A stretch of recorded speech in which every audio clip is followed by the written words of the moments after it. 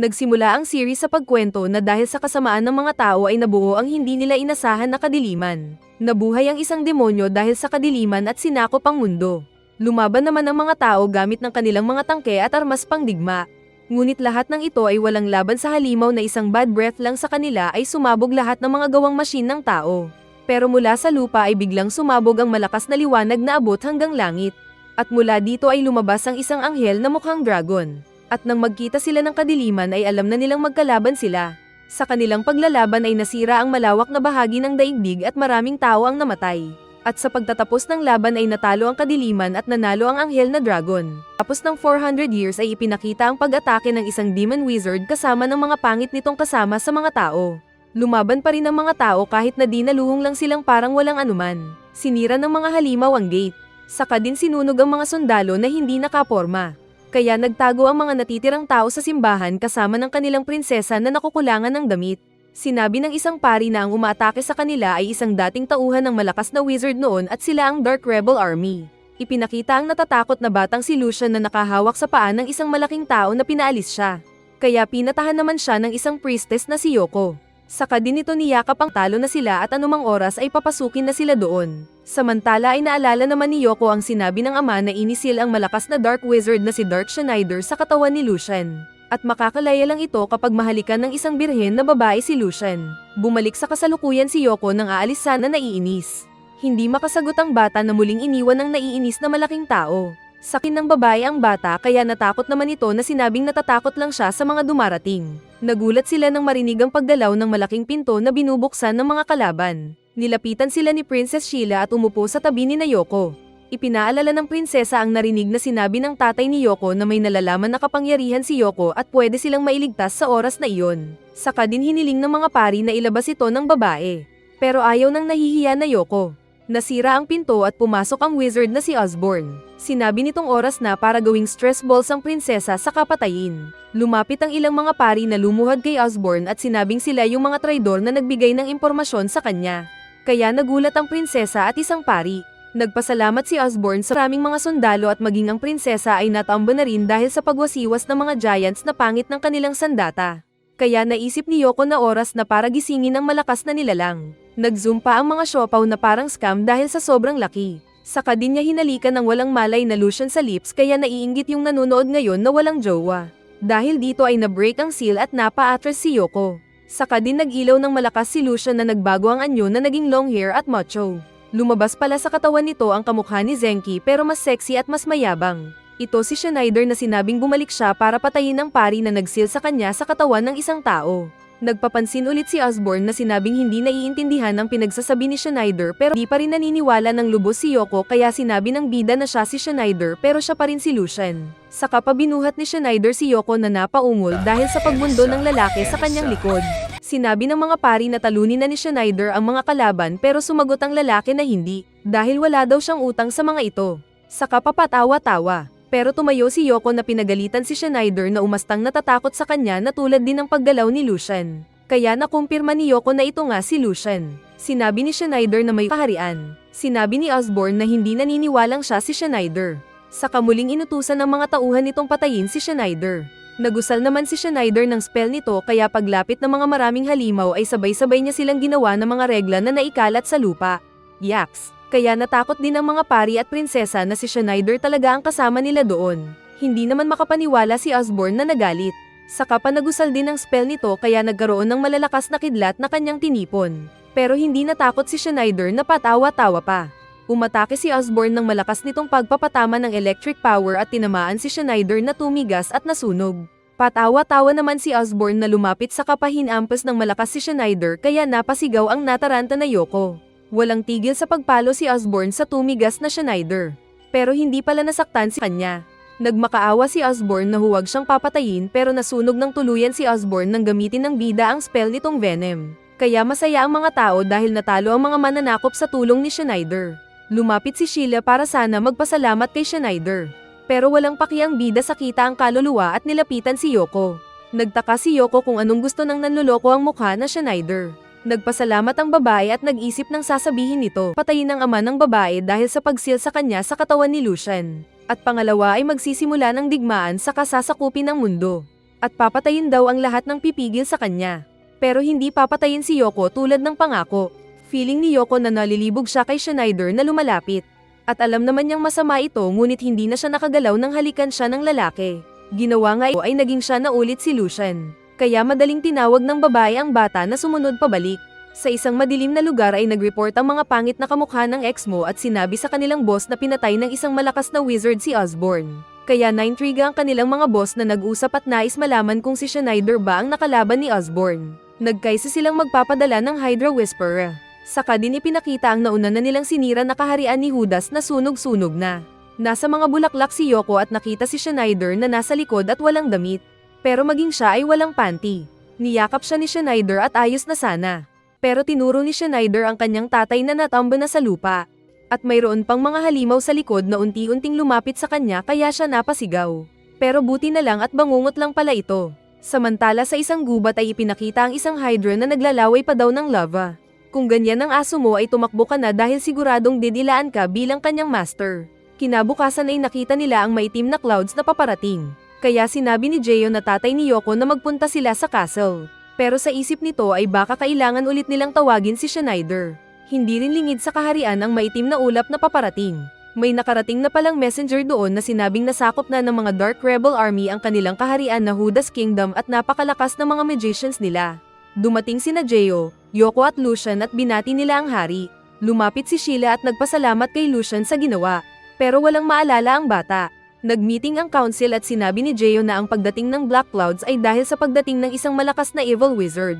Isang kawal ang nag-report na napasok ang bayan nila ng isang Hydra. Saka din ipinakita ang Hydra na umaatake sa bayan at nagbubuga-buga ng apoy sa paligid. Nais kasi ng master nito na lumabas ang makapangyarihang wizard doon para labanan siya. Naisip ni Jeyo na baka kontrol ito ng isang malakas na wizard. At hindi nga siya nagkamali dahil may master ang Hydra na wizard. Naisip agad ng hari at ng mga pari na naroon nagisingin ulit nila si Schneider para iligtas sila laban sa halimaw. Ayaw sana ni Yoko dahil ayaw niya si Schneider pero muli siyang na-pressure ng mga nakapaligid na mga pari na sinabing palabasin niya si Schneider. Ganon din ang sinabi ni Jeyo na halikan na nito si Lucian kaya nainis ang babae.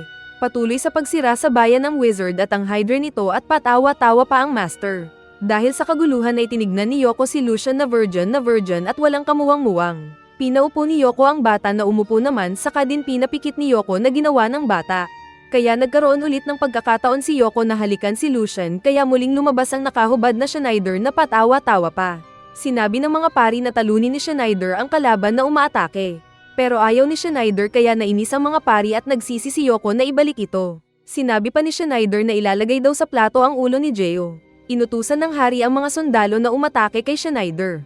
Pero nagpalabas lang ito ng apoy kaya natakot ang marami at pinaalis din ng prinsesa at hari. Sinabi ni Schneider kay Jeyo na lagot ito ngayon dahil sa ginawa sa kanya noong sinasakop sana niya ang mundo sabay damit. Naramdaman ng Hydra Master ang presensya ng malakas na nilalang sa palasyo kaya sinabing pupuntahan ito. Nagdamit si Schneider at saka din aatake sana kay Jeyo pero pinagalitan ni Yoko si Schneider na biglang nabahag ang buntot. Pero sinabi ni Schneider na hindi na ito tatalab sa kanya at sinabing binayaran na nito ang babae sa pagtalo sa mga kalaban noon. Sinuntok pa rin ni Yoko si Schneider na tumigil pero muling naalala na malakas pala siya. Gumawa ng attack spell si Schneider na sinabayan ni Jeyo ng anti-magic spell. Kaya nang mahawi ang usok ay nakatayo pa rin si Jeyo na protektado ng magic shield nito. Sinabi ni Schneider na maglaban na lang sila ng santukan. Pero sinabi ni Jeyo na isa din siyang warrior monk at malakas siya dito kaya pinasuko si Schneider. Kaya sinugat na lang ni Schneider ang kamay nito at pinatulo ang dugo. Saka ito nagusal ng spell para gisingin ang golem na narinig nitong itinago nila sa ilalim ng castle. Kaya nagreklamo ang mga pari pero huli na ang lahat. Lumabas nga ang malaking golem mula sa ilalim ng castle kaya patawa-tawa si Schneider. Tapos sinisi ng mga pari si Yoko na sinabing hindi dapat ginising ni Yoko si Schneider imbes na sila ang nag-utos sa babae na gawin ito. Patawa-tawa ang pangit nating bida na inutusan ng golem na umatake at naglakad ang golem. At pati yung mga sundalo ay naitatapon na parang mga langgam. Sa isip ni Yoko ay ibang-iba daw ang ugali ni Schneider kay Lucian na sweet na bata. Tapos biglang lumabas ang Hydra at master nito sa nawasak na pader na patawa-tawa dahil nakita ang hinahanap na tao. Hinamon ni Kevin Dub si Schneider na ilabas ang lakas nito. Nagpakilala itong inutusan ni Calso na boss ng Dark Rebel Army para sakupin sila. Kaya natakot ang mga pari at naalala ni Jeyo ang malakas na may-ari ng pangalan. Naiinis si Schneider dahil nagasgas ang mukha nito sa mula sa batong tumama sa sinira ni Kevidub na pader. Kaya tinawag ng long hair na bida na mukhang isda ang lips ni Kevidub. Kaya naiiyak ang fish lips na kalaban na inutusan ng Hydra nitong umatake ng apoy. Pero sinangga ng golem ang apoy ng Hydra at madali lang nilapitan at pinisat ang isang leeg nito na naputol. Saka panilak ang mga leeg at tigok ang Hydra na malakas kanina. Naiyak pang lalo si Kevidub na tumalon pero sinuntok agad ni Schneider sa mukha kaya naitapon. Saka din agad na nagusal ng spell nitong apoy si Schneider kaya nasunog ang walang laban na Kevidub. At patawa-tawa ulit si Schneider na sinabing hindi pa nakalimutan si Jeyo. Naglakad ang golem palapit kay Jeyo at aapakan na sana ang High Priest nang biglang naiyak si Yoko na binangga si Schneider at sinabing ibalik nito si Lucian na mabait na bata. Kaya natigilan si Schneider at ng golem na naging mabait kay Yoko at sinabing siya pa rin si Lucian. Iisa lang daw sila at lahat ng mahal ni Lucian ay mahal din niya. At kung mamatay si Lucian ay patay din si Schneider. At dahil pailing-iling si Yoko na ayaw maniwala ay hinalikan siya ni Schneider para patunayan na siya si Lucian. Dahil dito ay nag-shutdown ng golem at saka din lumabas ulit si Lucian na niyakap ng babae. Ramdam ng mga malalakas na boss ng Dark Rebel Army ang pagkatalo ng kanilang kasama na Hydra at Master. Kaya sinabi ng boss ng mga ninja na si Gaara na totoo nga na si Schneider ang bumalik. Nagkwento siyang si Schneider ang boss na pinagsilbihan nila noon para sakupin ang mundo. At napakalakas nito. Pero sinabi nitong dahil layunin nilang Dark Rebel Army na sasakupin ang mundo ay papatayin ang kahit sinong maging sagabal sa plano nila. Kahit pa si Schneider, may dumating na mga knights na sinabing huli ang mga ninja. Pero nagpulasan ng mga ito na parang may raid ng illegal na sa pula sa puti. Naiwan lang ang boss na si Gaara na gumamit ng sword technique nito at naggandarabola ang mga knights. Saka din naikalat ang kanilang nagkapira-piraso na katawan. Nagtanong ang mga pari kung bakit hindi pa rin natatanggal ang Dark Clouds kahit patay na ang Hydra Master. Kaya ibinahagi ni Jeyo ang narinig na kwento tungkol sa Demon of Destruction na muntik sirain ang mundo noon. Nasil ito sa 4 na seal. At kapag isa sa mga seal na ito ang nabuksan ay magiging itim na ulap ang Demon of Destruction na ito. At ang isa sa nagbabantay ng seal na iyon ay ang Judas Kingdom na natalo na. Nagtanong si Yoko kung sino si Kalso. At sinabi ni Jeyo na isa ito sa dating kaibigan at kasama ni Schneider noon na sumasakop sa mundo. Ipinakita si Kalso na pinuntahan ng kasamang si Abigail na nagriritual. Nagtanong siya kung kamusta ang kanilang sinasamba na Demon of Destruction. Sinabi ni Abigail na tumitibok ang puso nito. Dahil sa pagkasira ng unang seal na Judas Kingdom. At kapag nasira ang 3 pang seal ay magiging ganapang paggising nga kanilang Demon God na Destruction. Samantala ay muling kinakausap ng mga pari si Yoko na gusto nilang tawagin ulit si Schneider para talunin ang mga kalaban. Pero hindi pumayag si Yoko na sinabing hindi sila gamit para pwede nilang gamitin kahit anong oras gusto.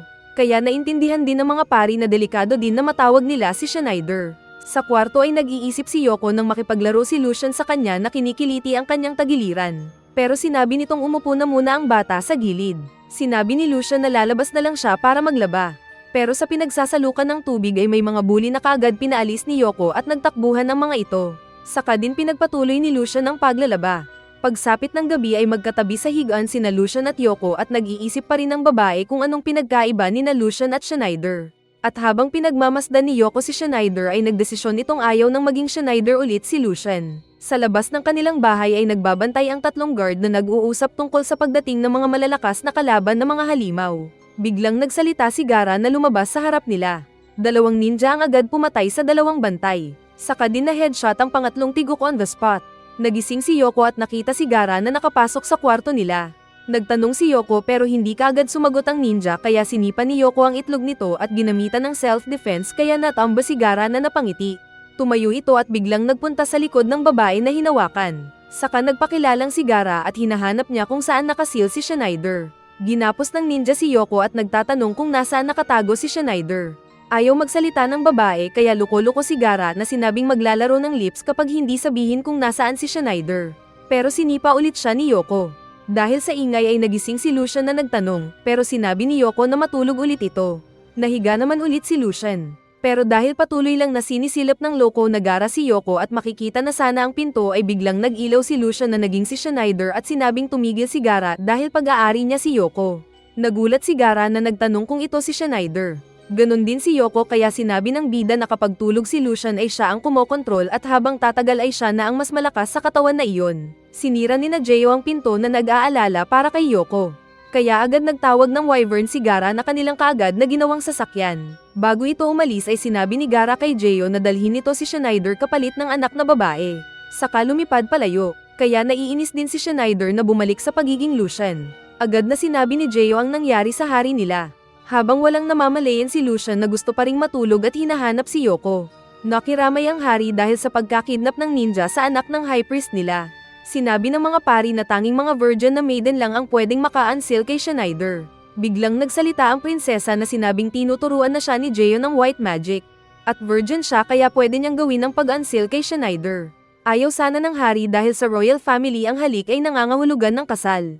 Pero sinabi ng prinsesa na gusto ng makatikim. Ay kailangan nilang tulungan si Yoko na marami nang naitulong sa kanila. Kaya pinuri ng mga naiyak na pari si Sheila. Maging si Geo ay naiyak din. Ayaw pa rin ng hari na halikan ni Sheila ang masamang Schneider. Kaya inutusan ni Geo ang mga kasamang pari na dalhin sa kwarto ang hari. Na kanilang ginawa kahit na nagrereklamo ang hari na sinabing hari siya. Kawawang hari na hindi pinapakinggan. Tinawag ni Sheila si Lucian at pinaupo sa harapan nito. At alisto naman ang bata na lumapit sa prinsesa dahil makakatikim ng kiss ng ibang chicks. Sinabi ng mga pari na delikado ang gagawin nila dahil baka matigas na naman ang ulo ni Schneider. Pero sinabi ni Geo na dahil nasil si Schneider kay Lucian ay nagbago ang ugali nito na nahawa kay Lucian. Nagperform ang prinsesa ng ritual kaya nag-ilaw ang kinaroroonan nila. Saka din hinalikan si Lucian. Kaya nag-ilaw ulit ang bata at lumabas ang walang damit na Schneider. Sinabi ni Schneider na hindi daw niya alam kung bakit hinayaan ng isang babaeng hindi niya kilala na hinalikan siya. Sinabi ni Geo kay Schneider na iligtas ng bida ang anak nitong nakidnap ng mga ninja. Saka pa dinagdag ng mga pari na talunin na rin ito ang mga evil kings kung sakali. Pero sinabi ni Schneider na wala daw siya sa mood para gawin iyon. Kaya nabigo na naman ang mga pari. Sinabi pa ni Schneider na mas mabuti na lang siguro na wala doon si Yoko na boss niya. Inakala ni Sheila na mahal ni Schneider si Yoko. Pero sumagot ang loko na wala daw alam doon. Sinabi pa nito na kapag nasakop na niya ang mundo ay makukuha nito ang kahit sinong babae na gusto. Sabay buhat at yakap kay Sheila habang hubad pa ang katawan pero ibinaba din ito. Dahil sinabi ni Schneider na wala siyang paki kay Yoko ay sinampal siya ni Sheila. At sinabi ng prinsesa na na-disappoint sa wizard. Kaya naging seryoso ang mukha ni Schneider na nainis. Pero kalaunan ay magkasama din naman sina Sheila at ng iba pang mga knights at ni Schneider patungo na sa kinaroroonan ng kidnapper na ninja. Samantala sa castle ay nakatali ulit si Yoko na tinignan ni Gaara na patawa-tawa pa habang tinitignan ang legs ng babae. Balik sa kina Sheila ay nagtataka sila kung bakit hindi pa umaatake ang mga ninja. Kaya napatawa si Schneider na sinabing baka mali ang pinuntahan nila. Kaya nag-alala ang mga knights para kay Yoko. Pero sinabi ng naglakad na prinsesa na huwag silang maniwala kay Schneider. Biglang naglabasan ang mga ninja kaya sinabi ng mga knight na mag-ingat ang prinsesa. Sinabi ni Sheila na alam niyang humawak ng espada pero isang knight ang aksidenteng nasugatan niya. Kaya siya nag-sorry. May mga umatake sa itaas na kaagad pinabagsak ni Schneider gamit ng light missiles nito kaya bagsak ang mga kalaban. Nagtaka ang isang ninja na magtatanong pa sana pero inapakan na ng bida. Sinabi ni Schneider na natatagalan sila dahil kay Sheila kaya kailangan niyang tanggalin ang armor at ang espada na mabigat. Alam din ito ni Sheila kaya tinanggal nga niya ang mga armor at espada kaya kita ang sexy nitong katawan. Sinabi ng mga knights na ay lalaan ng buhay para sa prinsesa kaya napangiti lang si Schneider. Sa Ninja Castle ay nagtanong si Gaara kung ilan na sa pagkakaalam ni Yoko ang naging babae ni Schneider noon. Kaya sumagot si Yoko na baka 10. Pero natawa ang ninja na sinabing mahigit 300 ang naging chicks ni Schneider. Karamihan sa mga ito ay patay na. Pero isa sa mga ito ay buhay pa at isa sa 4 generals ng Dark Rebel Army. Dahil ayaw pa rin sabihin ni Yoko ang sekreto kung paano ma-unseal si Schneider ay inilabas ni Gaara ang isang special slime na alaga. Ginugunaw daw nito ang mga damit at saka din kaagad na nilapitan si Yoko na napasigaw. Kalaunan pa ay nasira ang damit ni Yoko na makikita na ng mga ninja ang tinatago niya. Nagtanong siya kung nasaan na si Schneider. Naramdaman naman ito ng bida kaya kaagad niyang pinasabog ang gate ng Ninja Castle. Saka pa siya napatawa ng malakas nang sabihin ng mga knights na naramdaman ito ng mga ninja. Nag-report nga ang mga ninja kay Gaara at sinabing inatake sila ng isang wizard na sinira ang pinto. Kaya naisip na ni Gaara si Schneider. Sinabi ng mga ninja na bigyan nila ng leksyon ang pumasok pero sinabi ni Gaara na relax lang sila. Samantala ay patuloy lang ang slime sa paglusaw ng damit ni Yoko na nahihirapan na sa paglaban dahil sa ginagawa ng slime sa kanya. Kaya napapangiti naman si Gaara na tulad mo ngayon. Inakala ng mga knights kung umalis na ang mga ninja. Pero may lumabas na minotaur sa isang gilid na kinagulat ng mga knights. Hinampes nito ang pader kaya kaagad na iniiwas ni Schneider ang prinsesa na kanyang binuhat. Kaya nakaramdam naman ng kiliti ang babae at inisip na 2 beses na siyang chinansingan ng bida. Pero sinampal ulit nito si Schneider dahil hinawakan siya.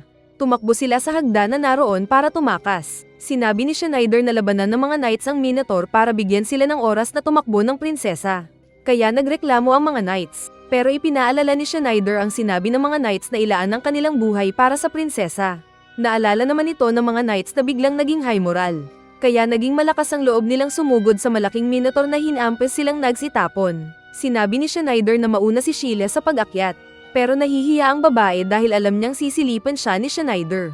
Sinampal ulit ng babae si Schneider kaya sinabi ni Schneider na magbabayad ito kalaunan. Sinabi ni Schneider na nagmamadali kasi siya kaya binuhat na nito ang prinsesa saka din kaagad na umakyat ng hagdan. Kaya nagtaka si Sheila kung bakit ito sinabi ni Schneider. Nasasaktan man ang mga knights pero lumalaban pa rin sila para sa kanilang prinsesa. Kaya napahanga naman ang bida sa mga knight in shining armor. Samantalang nakailang kiliti na ang prinsesa na napapagalaw ang puwet dahil sa pag-akyat ni Schneider. Pagdating nila sa isang hallway ay nakahay na ang prinsesa dahil sa masahe na sinabing iwan siya. Pero kaagad napasangga si Schneider nang may umatake ng magic spell. Isa daw itong Suzuki na mula sa ibang dimension pero nag-materialize dahil sa partial na pagkagising ng Demon Destroyer. Samantala ay tinanggal na ni Gaara ang mga pagkakatali ni Yoko dahil balak nitong ilagay sa mas mataas na lugar ang babae para panoorin ang kanilang paglalaban ni Schneider. Nagtanong ang babae kung bakit ito ginagawa ni Gaara samantalang magkaibigan naman sila dati ni Schneider. Kaya sinabi ni Gaara na student siya noon ni Schneider pero kailangan nilang maglaban muna para malaman kung sino na ang mas malakas sa kanila ngayon. Samantala ay nahihirapan si Schneider na matalo ang kalaban na Monster Eyes na may kamay at paa dahil sa anti-magic barrier nito. Kahit marami ng mga spell ang ginamit ni Schneider. Gumanti ng pag-atake ang kalaban na mata kaya kaagad tinulak ni Schneider si Sheila para hindi matamaan at siya ang natabasan ng braso. Nag-alala si Sheila sa nakitang nasaktan na lalaki. Pinulot ng prinsesa ang isang bakal at pinalo ang likod ng halimaw saka din tumakbo kaya nawala ang shield ng kalaban. Kaya nagkaroon ng pagkakataon si Schneider na gamitan ng magic spell ang halimaw na nahati-hati sa lakas ng pag-atake ni Schneider. Nakita ng babae na naging ayos ulit ang sugat, saka sinabing alam nitong concern si Schneider kay Yoko pero ayaw lang aminin sa harap ng maraming tao. Muli siyang binuhat ni Schneider sa posisyon ng gustong-gusto ng babae at sinabing paparusahan daw kada may inilalagay sa isip niya. Saka pakinagat ang legs ng babae na napaungol. Nag-isip ang prinsesa kung ginagawa din ito ni Schneider kay Yoko. Saka nang makaabot na sila sa isa pang parte ng castle ay sinabi ni Schneider na maglakad na si Sheila at gamitin ang legs. Sabay kagat pa dito na muling kinaungol ng babae.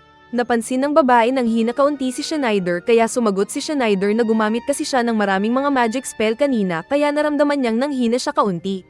At sinabi sa babae na bahala na ang babae na protektahan ang sarili sa oras na iyon. May nakitang espada si Sheila na inakalang swerte niya kaya ito pinulot. Pero biglang nag-apoy ang espada na nagwala at hindi makontrol ng babae. Tinulungan siya kaagad ng bida pero pagkatapon nila ng espada ay nasugatan na si Schneider. Kaya siya nang hina na bumagsak. Sinabi ni Sheila na hindi na uulit at nagtanong kung anong pwedeng gawin para kay Schneider. Naghubad si Schneider at ipinakita ang sugat sa flawless nitong katawan. At sinabing sipsipin ng babae ang lason sa sugat niya. Kaya napahiyaw ang babae sa isip. Sa kabilang banda ay nagtanong si Yoko kung bakit nais buhayin ng mga Dark Rebel Army ang kadiliman na monster. Kaya ipinaliwanag ni Gaara na may nalalaman silang paraan para makontrol ang Demon Destruction na kanilang gagamitin para masakop ang mundo. Sinabi ni Gaara na mayroong demon na nakalagay sa magic sword na last obstacle niya. Ipinakita naman si Sheila na hindi na nagdalawang isip dahil gusto din naman at agad-agad na sinipsip ang ugat ay sugat ni Schneider saka din ito dinora ang dumi. Sinabi ni Schneider na lakasan pa ni Sheila ang pagsipsip sa sugat nito sabay diin sa ulo ng babae. Pero natigil ang sweet corn moment nila nang magising ang demon na nakatago sa magic sword. Sinabi nitong magbabayad daw ang mga nang istorbo sa pagtulog niya. Kaya napilitang tumayo si Schneider na hindi pa sana tapos pero naistorbo. Kaagad na umatake ng apoy ang demon pero kinontra din ni Schneider kaya sila naligtas. Pero nanghihina ang paningin ni Schneider dahil sa lason sa katawan. Sinabi naman ni Gaara ang tungkol sa magkakaibang pinagmumulan ng magic at ang magic na gamit ng demon na kalaban ni Gaara ay kapareho lang ng gamit ni Schneider kaya matitest talaga ang kakayahan ni Schneider. Ipinakita nga sina Schneider at Sheila na pinapaligiran ng malakas na apoy na power ni Ifrit. Sinabi ng bida na delikado dahil mas malakas pa yung power na pinalabas ni Ifrit kaysa yung palagi niyang ginagamit. Nag-recommend si Sheila na gumamit si Schneider ng Ice Magic. Pero agad na sinabi ng bida na wala siyang kakayahan para gumamit ng Ice Magic. Narinig ito ni Ifrit at pinagtawanan ng wizard dahil wala itong kakayahan na gumawa ng ice magic imbes na isa siyang wizard.